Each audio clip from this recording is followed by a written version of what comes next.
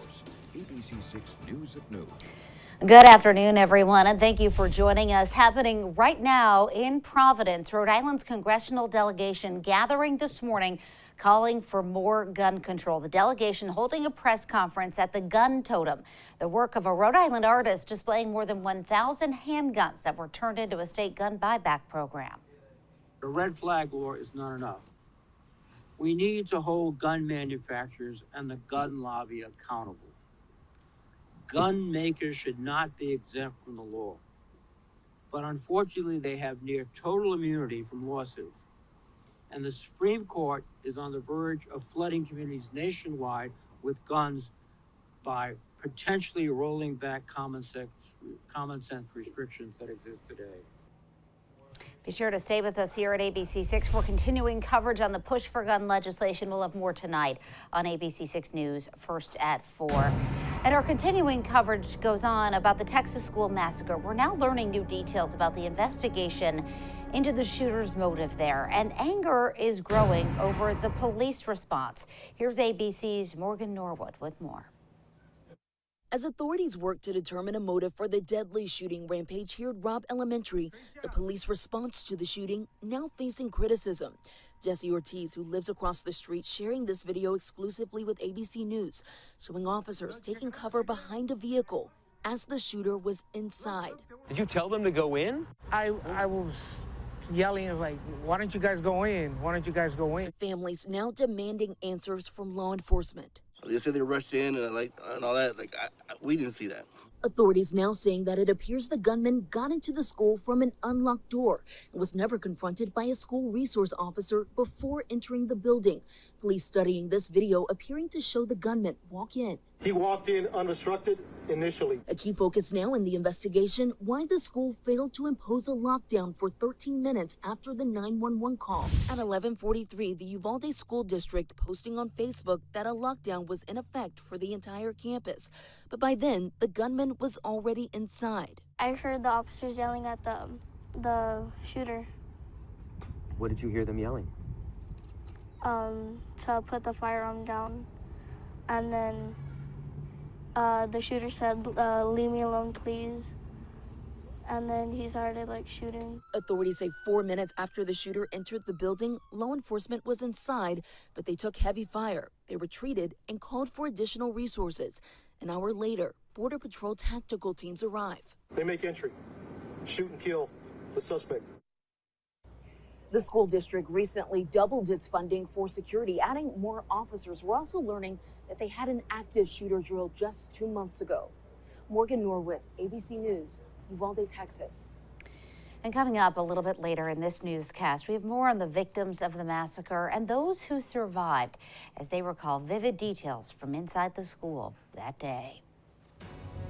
We turn to the weather now, taking a live look outside with our sky cam. We have a bit of a mixed bag for this holiday weekend. Here's Chelsea to break it all down for us. Hi, Chelsea. Hey, Doreen. Yeah, each and every day of our upcoming long weekend is just a little bit different from the day before it. Outside today, we're warmer and we're more muggy than where we've been the last few days. It's been relatively comfortable this week here in southern New England. Now, today you can certainly feel that change in humidity. We're sitting at 70 degrees, dew points in the mid-60s, which is certainly that humid feel that you're feeling with the breeze out of the southwest around 14 miles per hour. Now, inland spots in the low to mid 70s range. It is cooler along the coastline. Those water temps still only in the 50s to maybe about 60 degrees. So you get the breeze coming in off the water. That sea breeze keeps us a little bit cooler at the coast, but all of us feeling muggy and all of us a little bit warmer than where we were yesterday at this time, especially in spots like Providence and Smithfield.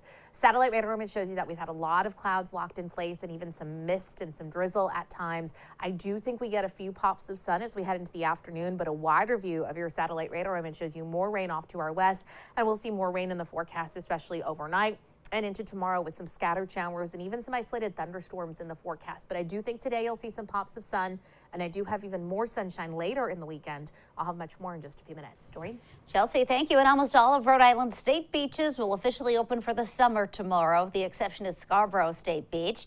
Be aware that beach passes can take up to a day to be activated once you purchase them, so the earlier the better. Scarborough South opens June 19th. And some of today's other headlines now. Nathan Carmen due back in court today for a video competency hearing. He was scheduled for a bail hearing earlier this month, but that has been moved back 60 days. This is a separate appearance. Carmen remains in prison during that bail hearing delay. He's charged with murdering his mother, Linda Carmen, in 2016. The murder allegedly happened on the high seas when the two were on an apparent fishing trip that left from Jamestown. And the country's first federally backed test to treat COVID site is now open in Providence. Governor McKee and White House coronavirus response coordinator Ashish Jha announcing the site yesterday. It'll make the antiviral treatment Paxlovid more accessible by providing patients who test positive for coronavirus immediate access to the drug. More sites will be opening in Massachusetts and New York City soon. Still ahead here at noon, heartbreak in Texas. We're hearing today from kids inside the school during the shooting and remembering those who didn't make it out. And later, we are live in Newport this afternoon as the Rogue Island Comedy Festival is underway. We'll be right back.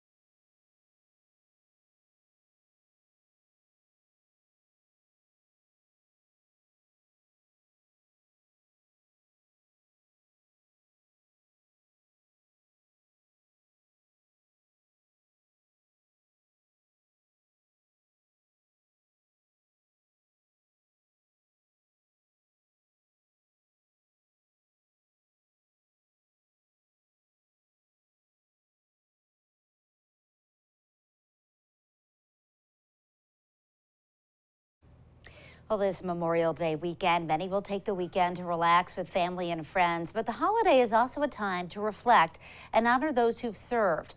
This weekend, the Providence City Council honoring one Providence family whose family member served in World War I and was killed in action. ABC6 News reporter Yanni Triggelis has more. The holiday is a special one as they honor their family member, Private Carlo LaFazia, who was killed in action during World War I.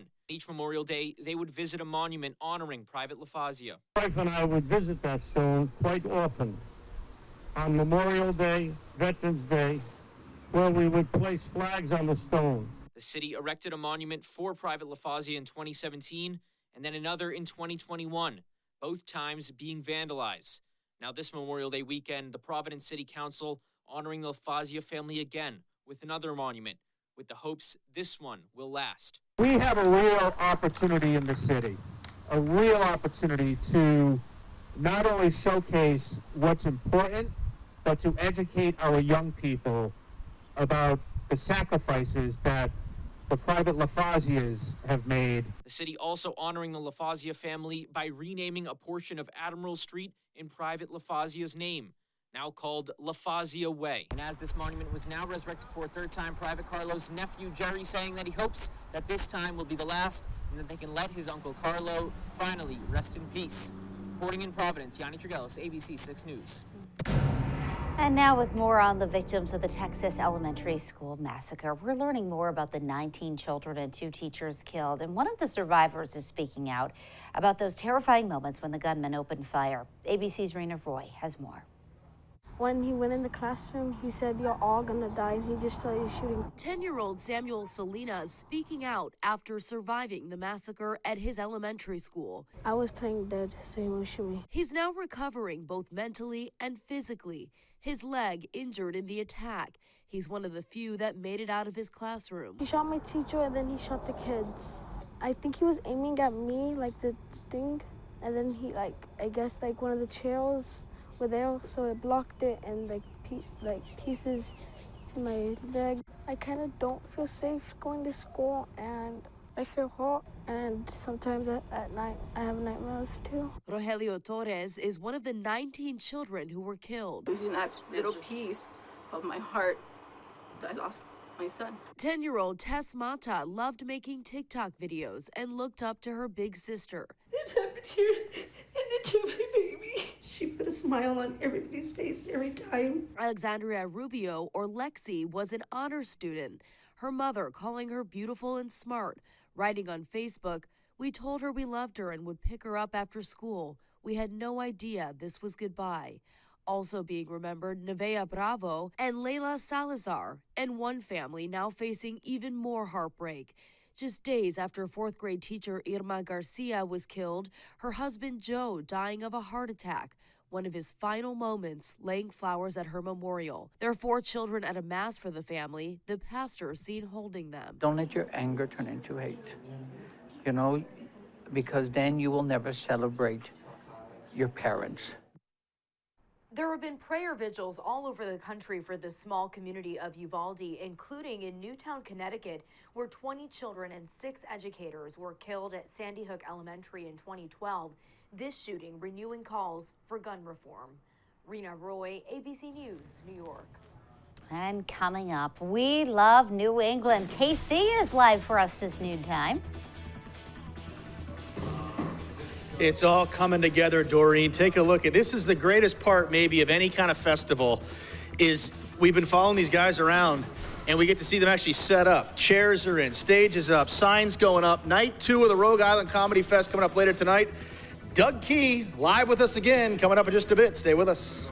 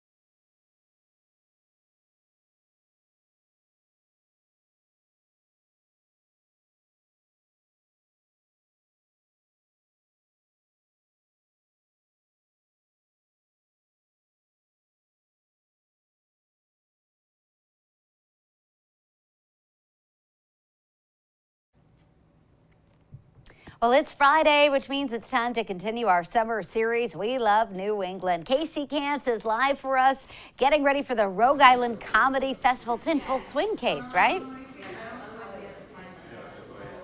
Yeah, this has been just an incredible day. It really has. The Rhode Island Comedy Fest, of course, kicked off last night. It's a 5-day festival, as we've been telling you. Kicked off last night, runs all the way through Monday. 50 comics total. That you can come see in and around Newport. And I do say in and around Newport because we're actually in Middletown today.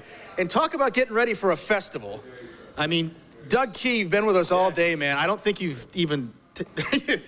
All right. I had to. No, you're used to it. Go ahead. The stage is yours, sir. No, but I don't think you've slept a wink. I did not sleep. No, you woke me up this morning at 4:30 a.m. Happy to do it, though. Thank you for that. Thank you. Yeah, it's been a whirlwind, you know, with the fire away, find a way to relocate.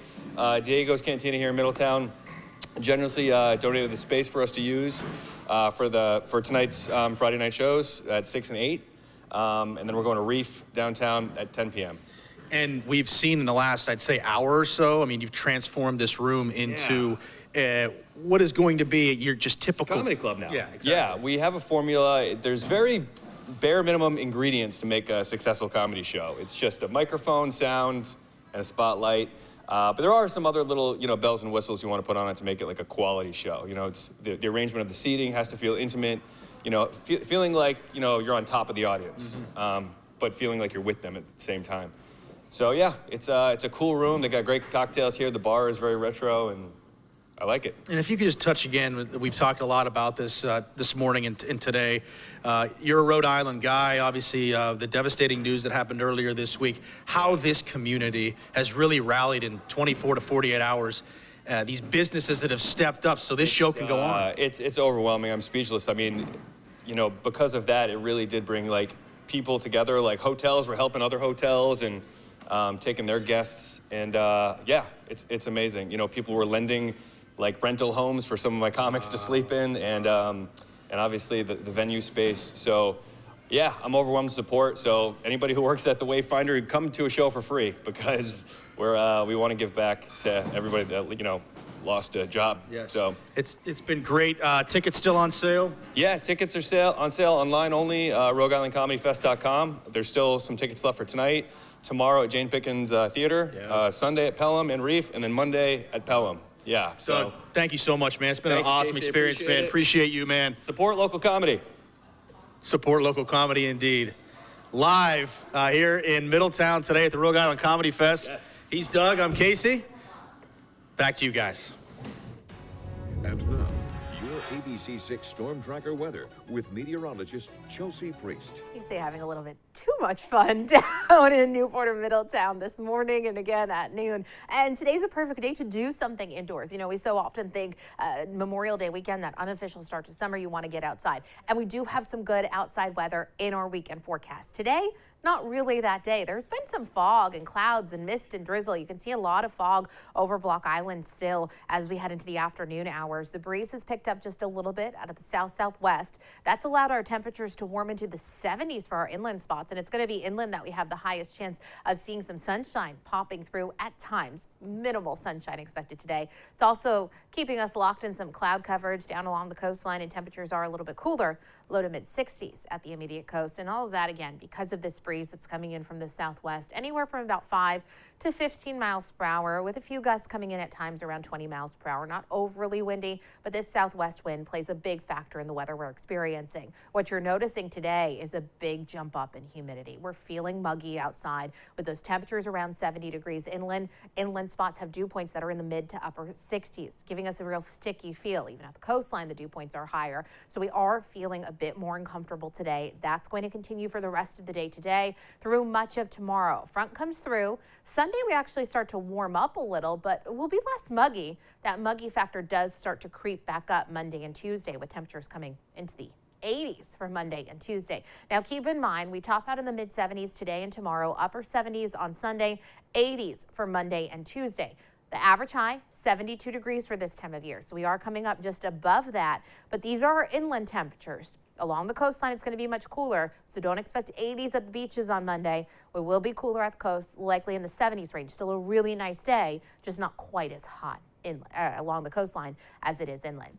We've had some mist, some drizzle, some clouds outside. I do think some spots are going to get into some pops of sun, but that line of rain is off to our west, and we have basically 2 rounds of thunderstorms and showers possible overnight into the early morning hours tomorrow, a risk of some thunderstorm activity, and then again tomorrow afternoon. So let's go through things hour by hour, because today is not a washout, tomorrow's not a washout. Overnight, those clouds thicken right back up. There's mist, there's drizzle.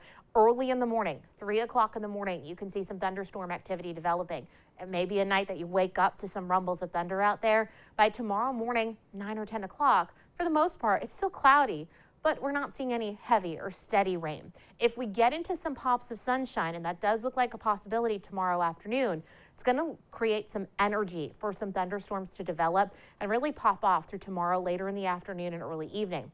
Once we get rid of that line, we clear out, and Sunday and Monday look nice and bright. Today, low to mid 70s, some fog, some drizzle, mostly cloudy conditions, overnight showers and fog, and then in the early morning hours, some isolated thunderstorms will be possible. For the rest of the Memorial Day weekend, tomorrow we have some scattered rain and thunderstorms, especially if we get some sunshine popping through into the afternoon. And then Sunday and Monday, temperatures in the upper 70s and 80s with plenty of sunshine expected, and will stay in the 80s for the start of next week. Doreen? All right, Chelsea, thanks. Coming up, a big night in Boston as the C's look to take the Eastern Conference Finals.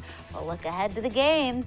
And that iconic voice, right? Actor Ray Liotta has died. We'll have more on him when we come back.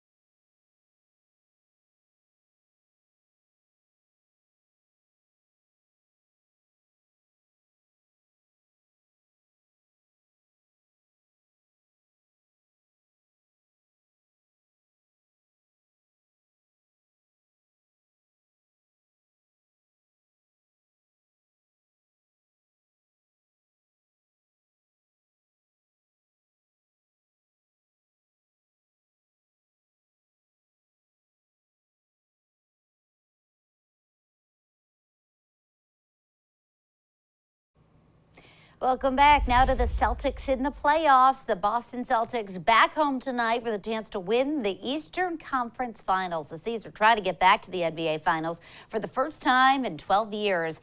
And now it is their chance to close it out and not have to head back out on the road. The team up 3-2 in the series right now. And in entertainment news this afternoon, a notorious on-screen tough guy is being remembered for his kindness.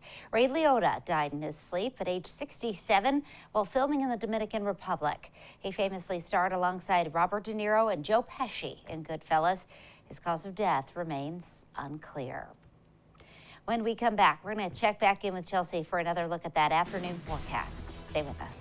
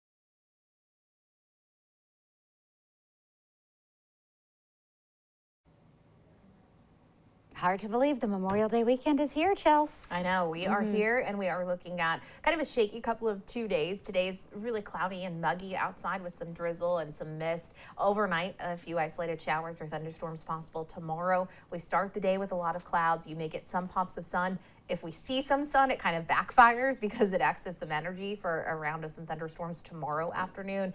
If we don't break into too much sun, we don't get as much energy. So it's going to be kind of a plan on having a little backup tomorrow afternoon for those isolated thunderstorms. Sunday and Monday, certainly the better of the 2 days of the long weekend. Upper 70s on Sunday with sunshine, 80s on Monday with sunshine. Keep in mind, it'll be cooler at the beaches, that's for sure. And we are certainly feeling more humid outside. So it's here. Yep. that unofficial start to summer and some warmer, more muggy air moving in. We certainly flipped that switch, Chelsea. All right, thank you. And thank you for joining us for ABC 6 News at noon. The news continues first at 4. Have a great day, everybody. Enjoy the weekend.